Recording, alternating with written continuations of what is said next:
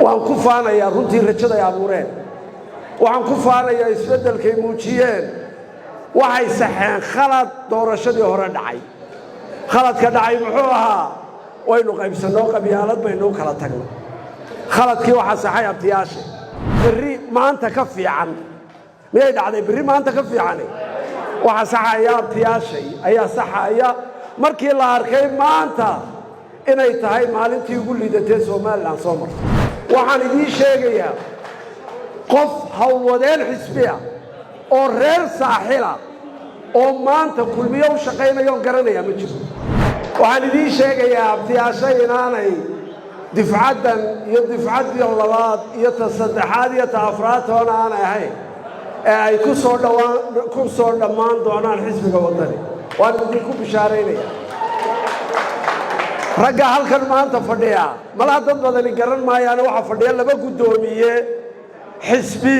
oo gobolka saaxil soo maamulay oo xisbiga kulmiye ahaa waxa fadhiya xildhibaano hore iyo xildhibaano dambe waxa fadhiya injineero waxa fadhiya siyaasiyiin waxa fadhiya odaygii siyaasadda salla calee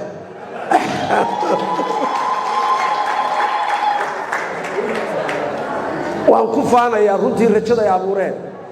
waxaan ku faanayaa isbeddelkay muujiyeen waxay saxeen khalad doorashadii hore dhacay khaladka dhacay muxuu ahaa waynu qaybsanoo qabyaalad baynu kala tagnay khaladkii waxaa saxay abtiyaasha waxay saxeen oo ay arkeen khaladkeedii kelmaddii kulmiya ku hawlgalay maxay ahayd berri maanta ka fiican miyay dhacday berri maanta ka fiican waxa saxaya abtiyaashay ayaa saxaya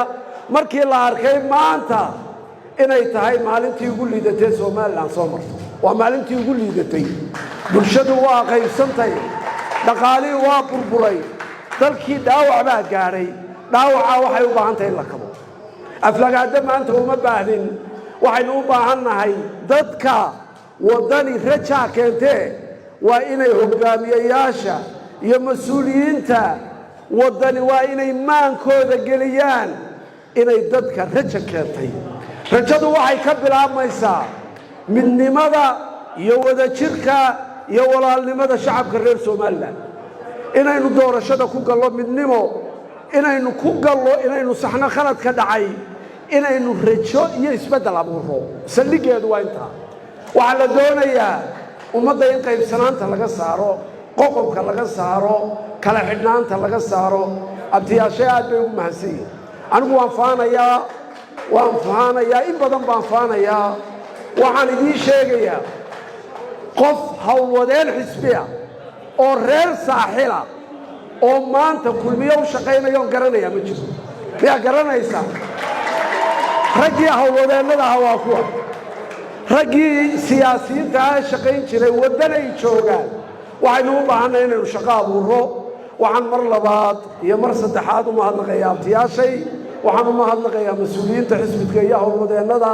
waxaan u mahadnaqayaa guud ahaan Somaliland madaxweynena saaxil buu marayaa Somaliland buu marayaa oo madaxweyne qaranka waxaan filayaa inuu sagootiyo shacabkiisa waxaan filayaa inay dadkuna farayaan madaxweynuhu